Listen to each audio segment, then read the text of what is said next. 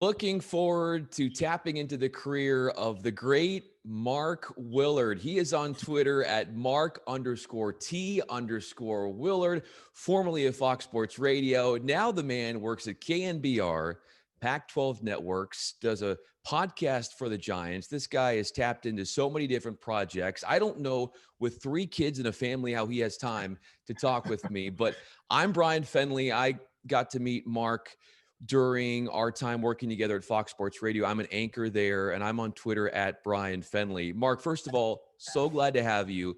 I am fascinated with your backstory and your career trajectory and where you got to today. So I wanted to ask you to start. When you were first trying to find your niche in the business, breaking through, what was something that someone did for you that put you in a position to succeed in a way that if it wasn't for that move, you might not be where you are today? It's actually, it's an easy answer which one comes to mind first. But there, I mean, I could answer it a bunch of different ways Sure. because we're always helping each other out, and nobody is getting anywhere alone, you know. For So sure. so first off, it's great to see you and thank you for having me. But I've told this story a few times because it's very special to me.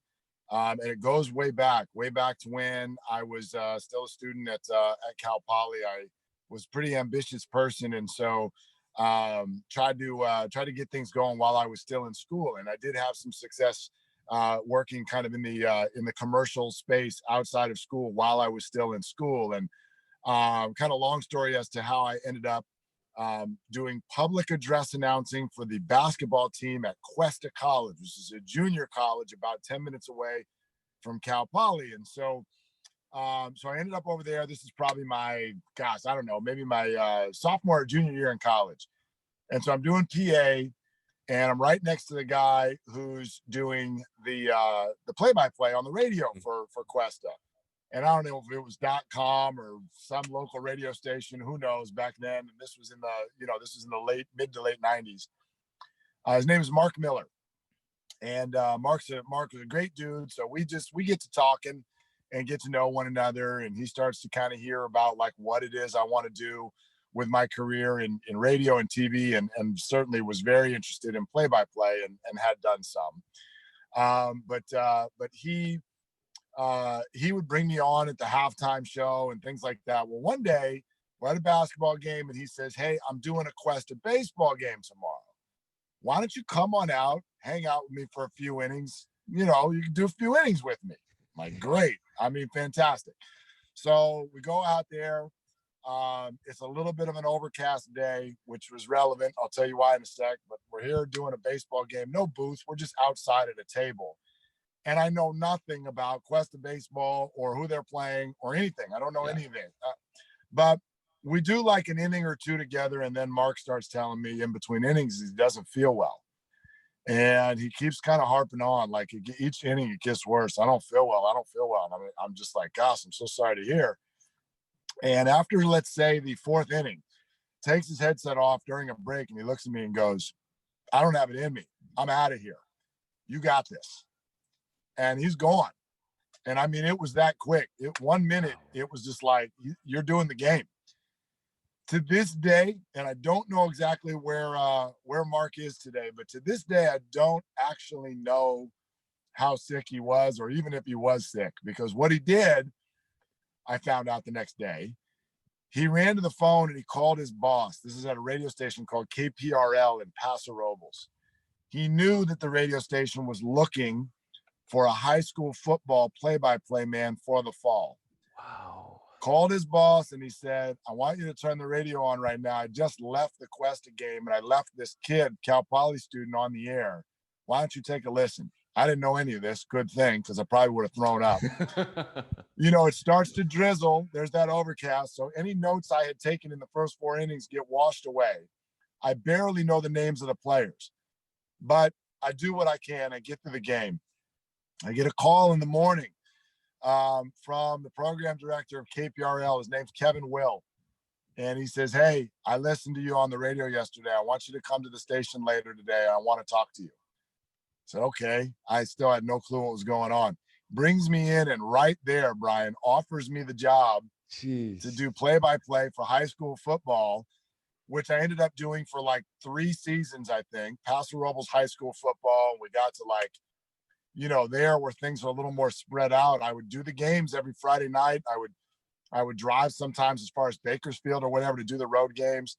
They also gave me this like town events little show to do on Saturday mornings. So I would do the games on Friday nights. I would host this little town event show on Saturday, which was silly.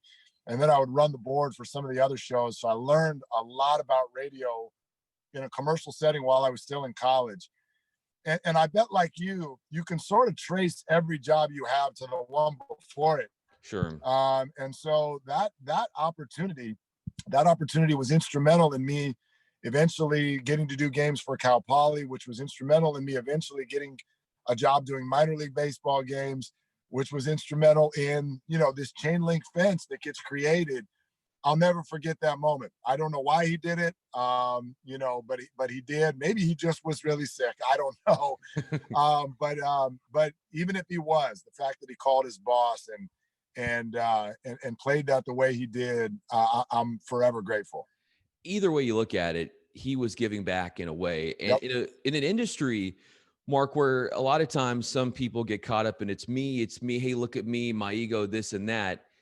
You have found a way to give back because it helped you get to where you are from others that have given back and helped you. You are now helping others with your teaching and setting up these classes and helping others wade through the challenges of this business. Why has that become such a focal point to your life and your vision and what you're trying to get done and seeing others around you succeed as well?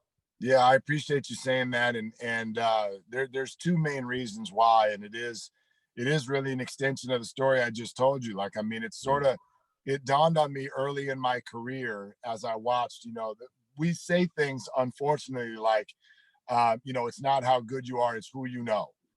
And there's an element to that. But as I looked at that, I was like, it's not necessarily, who it's who helps you out. And we all have that. We all need that. I had that, and I was aware of it once I started to grow in the business enough to the level where I'm like, if we're lucky enough to do stuff like this for a living, how can I repay these people who helped me so many times throughout building my career? Is like, well, I can do that for the next generation. And then the other part of why it's become a big piece of what I do is, for lack of a better way of saying it, I sort of ended up discovering that I'm pretty good at it. Like a friend of mine reached out years ago about doing some workshops for aspiring broadcasters, and I was like, yeah, let's do that. And then we put these events together. This was in LA, and we discovered very quickly that people will go to college. I did too for 4 years and, learn all of the classroom stuff, but they come out of college without materials that they could really share. Sure. And without a networking base, which is just imperative. And so we started to build these workshops with that in mind, where it was like, can we help people with the things that college doesn't give you? That led to, as I marketed to universities, it led to my alma mater, Cal Poly, coming back to me and asking me to build the first ever sportscasting course at Cal Poly. As I got there and ended up teaching it, I started hearing from students about how, the normal thing in most universities is someone's teaching this who either used to do it or knows a lot about it. And that's wonderful. There's nothing wrong with it. But for them to have the resource of a teacher who's currently in the business in big markets, something that students in San Luis Obispo didn't have access to. And so as I started to be able to share stories as they were happening, and I enjoyed teaching so much, and I'm able to help students who really show their ability and their desire. I've been able to help some of them directly with relationships and open doors and things like that. And so, some of it almost feels selfish. I mean, it's a business aspect too. We're building a business, and there's that aspect too. It has to be for it to be something I can spend time doing. It has to be that. But yeah, it's kind of become this cycle where I feel like a lot of different things can all hold each other's hand at the same time. And it's very rewarding. And there's nothing better than watching former students or former contacts just get that first door open and then watch them soar. Because that's what I always tell everybody. It's just like, you got to get inside a building. Um, and I remember that feeling of how hard that is. Every listing you're looking at is like, we want experience. And I started to think about that conceptually. I'm like, well, if everybody needs experience, like every person in the world who's working at some point had no experience. You have to go get it somehow. So it's like, there's got to be a way that we can, that we can kind of take inexperienced people and show them what's going on in an ever-changing business. What I'm also noticing is you're starting to see the industries almost be interested in what we're doing too, because they're like, you see in this ever-changing business, if you're a 50-year-old hiring manager, in many ways, a 25-year-old understands what's going on right now in our business a lot better than the hiring manager. So, the 25-year-old needs the 50-year-old, but it goes both ways. And I'm, I'm going to be that 50-year-old pretty soon. So, it's, it works both ways, which I really enjoy. Well, Mark, you're young at heart, so don't even, age is just a number. That's true. Over the course of your career and where it's taken you, what is an interview that you've done on the air that you thought was going to go one way and went completely a different direction? Oof. Gosh, there are a bunch of those. You can answer that a bunch of different ways. One that's been real popular and top of mind lately is an interview that Tony Bruno and I did with Tommy Lasorda years ago, probably 15, 17 years ago, where Tommy got really, really mad at me, and it's kind of come up again because of his passing last week. And, so I just, all of those mourning Tommy and what he meant to baseball, I, wish him, wish all of them, peace on it, and wish that Tommy, may he rest in peace. And, but Tommy and I had an interesting relationship through the years. He grew to not like me very much, based on some playfulness that we were having on the air. And he remembered it one time and just kind of held it in his hip pocket till the next time our show had him on. And when we had him on, he was like, yeah, I'll come on. And Tony introduced him and thought we were going to talk baseball. And he just came right out of the gate and came after me and was really upset at something I had said previously. And tried to talk through it with him, and then he apologized, and he still didn't want to back down, and he ended up hanging up on me. And it was, it was classic Tommy, as we've all come to know.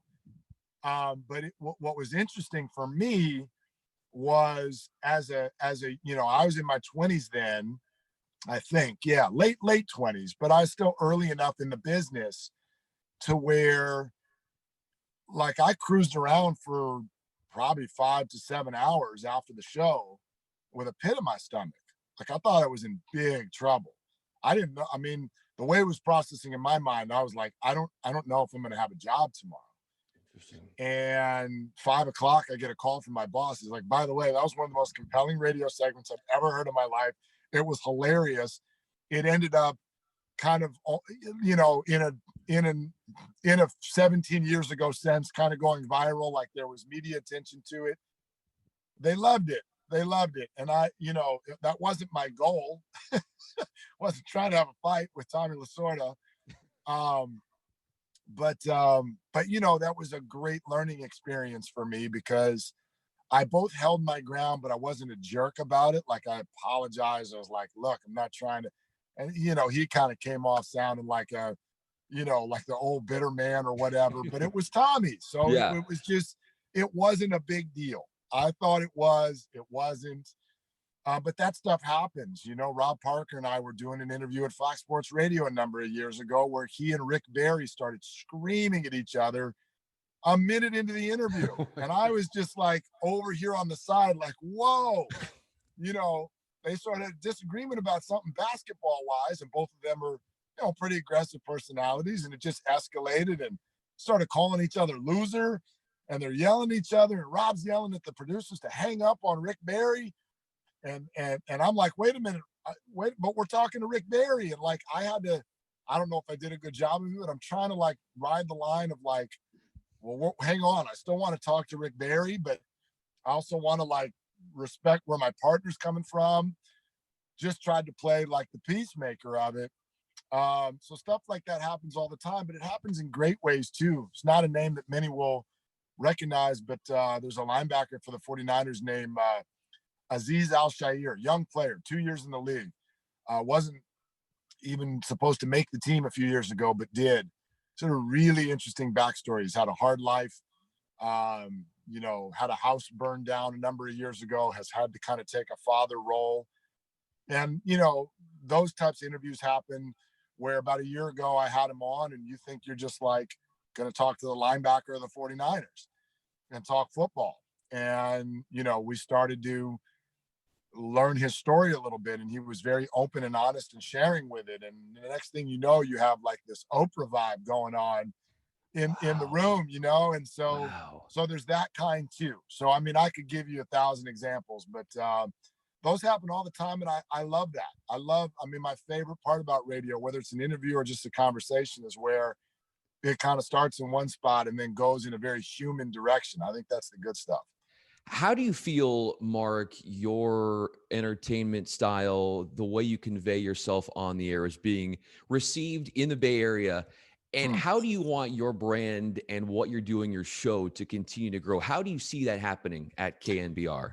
It's a great question. And I actually do feel received in a different way here than I ever have before. And the reason for it, I love to give, part of it is I know the Bay Area people because I am one. Like, I knew how to speak to this crowd because I grew up here. Sure. And Colin Cowherd told me when I was considering taking this job, I went and got a drink with him one night. And I'm like, here's option A, here's option B. What do you think? And he was very encouraging, very firm. He's like, you got to go. He's like, you got to go. And there was a lot. It's been a lot on my family, moving 3 kids and they had never known anything but Southern California. So this wasn't home to them. It was home to me. But he's like, you got to go. And his words stuck with me. He goes, you love those teams up there and you understand that area. He goes, you'll never be a better broadcaster than who you are there. And he's been 100% right. But it was also something I really thought about coming home. It was an opportunity for me to sort of say, okay, who do you want to be? And that sounds weird because it's like as if I'm not going to be authentic.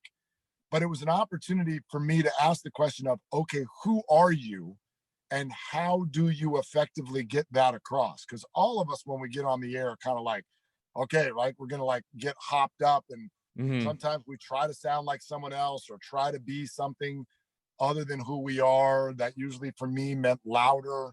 Sometimes it could sound a little bit more aggressive or angry than who I am. And so I grew up in LA and made all those mistakes there.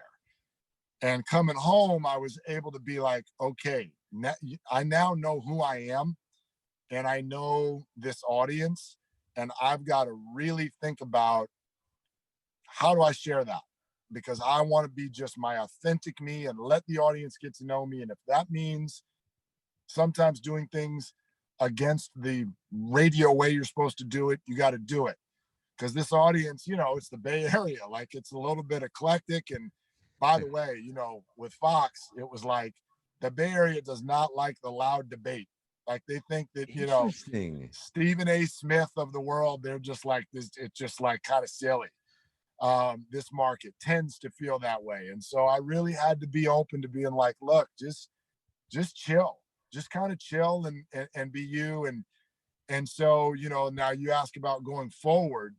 And thinking about how I want it to develop, like I feel like I've had a really good 2 years of doing exactly what we just talked about. But how do I want it? How do I want it to develop further? I think I just want it to grow with me. Like I told KNBR when I got here, I said I want to come here and then I want to finish here. Like, I don't like, let's do this for however long they'll have me. If that's another Sure. 15 years or whatever, like, let's do that. And so I'll continue to be a different person as that grows. I want it to grow with me, but I also want to then stay in touch with how the audience is growing. Like, the challenge for me, I'm 45. I think I can connect with a 60-year-old and the 30-year-old at the same time. But when I'm 55, am I still in touch with the 25-year-old, right? And 10 years from now, our oldest son will be 23. And so that's one thing that I really use, is like, I try to be just very present as a dad and very connected, because that helps me professionally as well. It helps me stay connected to to what people are doing in all genres and age groups. So I would answer that by saying I want my personality to keep growing with me, but also stay connected with how the audience is growing as well. Mark Willard, a family man, a consummate professional on the air, and just a class act. KNBR, go listen to him. Pac-12 Networks. Check out a host of his other work. Follow him on Twitter at Mark_T_Willard. Mark, I'm Bryan Fenley. It's a pleasure to reconnect with you and hear more about your backstory. So grateful for you. Really enjoyed this time.